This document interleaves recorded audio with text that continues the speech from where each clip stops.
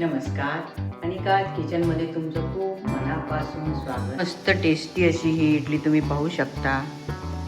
खूप छान स्पंजी झालेली आहे आणि खूप सॉफ्ट पण आहे।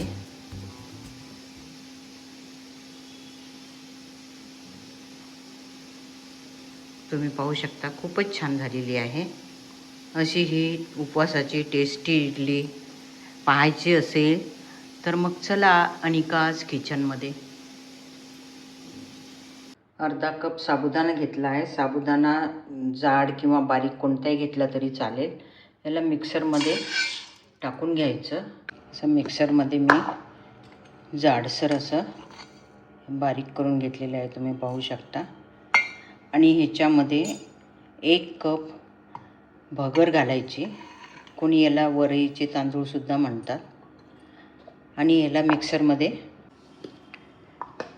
मिक्सरमध्ये अशी पावडर बनली आहे, तुम्ही पाहू शकता। एकदम फाईन पावडर नाही आहे, थोडीशी अशी जाडसरच आहे। असं हे बारीक करून घ्यायचं। आणि हे तुम्ही पीठ 1 महिनाभर तुम्ही बाहेर फ्रीजच्या बाहेर ठेवू शकता आणि तुम्हाला जेव्हा पाहिजे तेव्हा उपवासाची इडली बनवून खाऊ शकता। आपण उपवासाच्या इडलीचं पीठ भिजवायला घेऊ। 1 कप हे पीठ घेतलेलं आहे उपवासाचं आणि त्याच्यामध्ये अर्धा कप हे दही घालून घ्यायचं। नंतर त्याच्यामध्ये चवीप्रमाणे उपवासाचं मीठ घालून घ्यायचं आहे आणि हे छान मिक्स करून घ्यायचं। आणि नंतर ह्याच भांड्यामध्ये मी पाणी घेतलं आहे। हे पाणी थोडंसं लागेल तसं आपण पाणी घालायचं आहे। थोडंच पाणी घालायचं, नाही तर पीठ पातळ होऊन जाईल। आणखी थोडंसं पाणी घालून घेऊ। इतपत असं मी हे पीठ पातळ बनवून घेतलेलं आहे, तुम्ही पाहू शकता। नंतर ह्याला 20 मिनिटं रेस्ट करण्यासाठी ठेवून द्यायचं आहे। इडलीसाठी आपण चटणी बनवायला घेऊ। हे अर्धी वाटी मी शेंगदाणे भाजून त्याची पावडर बनवून घेतलेली आहे। आणि हे डेसिकेटेड नारळ आहे, तर तुम्ही वाळलेलं खोबरं जरी घेतलं तरी चालेल। त्याचे तुकडे करून मिक्सरमध्ये बारीक करून घ्यायचं। आणि हे हिरव्या मिरच्या आहे, याला आपण चटणी याची बारीक वाटून घ्यायची आहे। आता हे चटणी बारीक करून झालेली आहे। तुम्ही जर जिरे खात असाल तर यामध्ये जिरे जरी घातलं तरी चालेल। चटणीचं मी दुसऱ्या भांड्यामध्ये काढून घेतलं आहे आणि याच्यामध्ये चवीनुसार उपवासाचं मीठ घालायचं आणि दही घालायचे आहे। अशी ही उपवासाची आपली इडलीसाठी असं हे आपले छान चटणी मिक्स झालेली आहे। तुम्हाला हवा असेल त्याच्यावर शेंगदाण्याच्या तेलामध्ये तडकासुद्धा बनवून घेऊ शकता किंवा तुपामध्ये सुद्धा तडका बनवून घेऊ शकता आणि याच्यावर तडका टाकू शकता। अशी ही इडलीसाठी आपली उपवासाची चटणी रेडी आहे। आता 20 मिनिटं झालेले आहे। आपलं पीठ पण छान भिजलं असेल, चेक करूया। छान झालं आहे पीठ।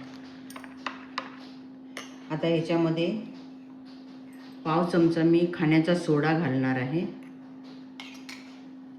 आणि हे छान मिक्स करून घ्यायचं आहे।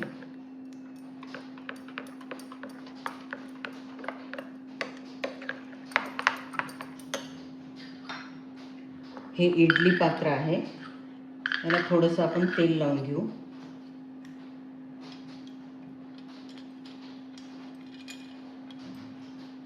आता हे पीठ आपण इडली पात्रात टाकून घेऊ। किती छान बबल आले आहे, तुम्ही पाहू शकता।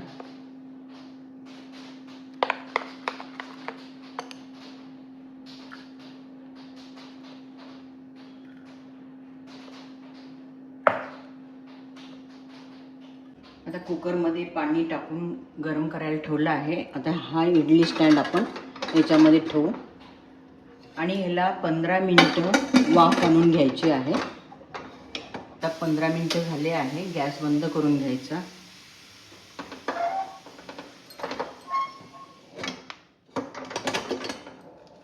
आता हे बऱ्यापैकी थंड झालेलं आहे, आपण ही इडली काढून घेऊ। कशी मस्त झाली आहे, जाळी पण सुंदर पडली आहे, तुम्ही पाहू शकता. अशा सर्व इडली आपण काढून घ्यायच्या आहे. मस्त अशी टेस्टी इडली तयार आहे, तुम्ही पाहू शकता. उपवासाची इडली खूप छान टेस्टी अशी ही डिश आहे. तुम्ही जरूर करून बघा आणि तुम्हाला जर ही डिश माझी आवडली तर लाईक, शेअर, सबस्क्राईब करा. Take care, bye. भेटू पुढच्या व्हिडिओमध्ये.